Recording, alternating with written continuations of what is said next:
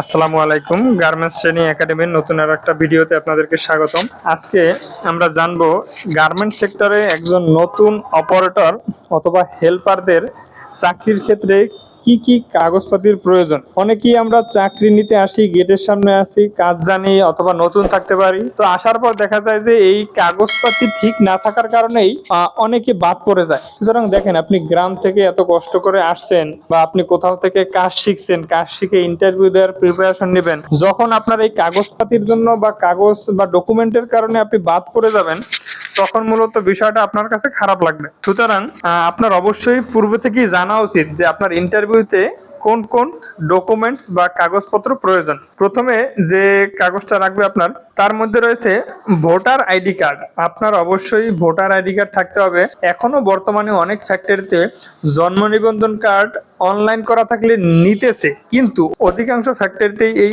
Online copy বা জন্ম নিবন্ধন কার্ড বাদ দিতেছে। তারা শুধু যাদের ভোটার আইডি কার্ড আছে তাদেরকেই নিতেছে।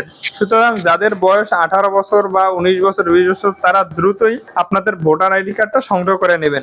এরপরে যে গুরুত্বপূর্ণ বিষয়টা, সেটা হলো আপনার ছবি। আপনার মিনিমাম 5 কপি পাসপোর্ট সাইজ এবং স্ট্যাম্প সাইজের ছবি সাথে নেবেন, এবং যা ক্লিয়ার ভাবে আপনাকে বোঝা যায়। পাশাপাশি চেয়ারম্যান সার্টিফিকেট, আপনি যে এলাকায় বসবাস করেন ওই এলাকার চেয়ারম্যানের সত্যায়িত করা একটা সার্টিফিকেট আপনার প্রয়োজন। এছাড়া আপনার নমিনির ভোটার আইডি কার্ডের ফটোকপি লাগবে।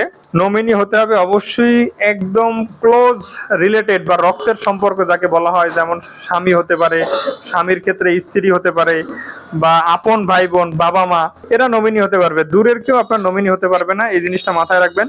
পাশাপাশি নমিনিরও ছবি লাগবে, 1 কপি 2 কপি বা 3 কপি, এই ধরনের ছবিগুলান বা বেসিক্যালি এই কাগজপত্রগুলো লাগবেই।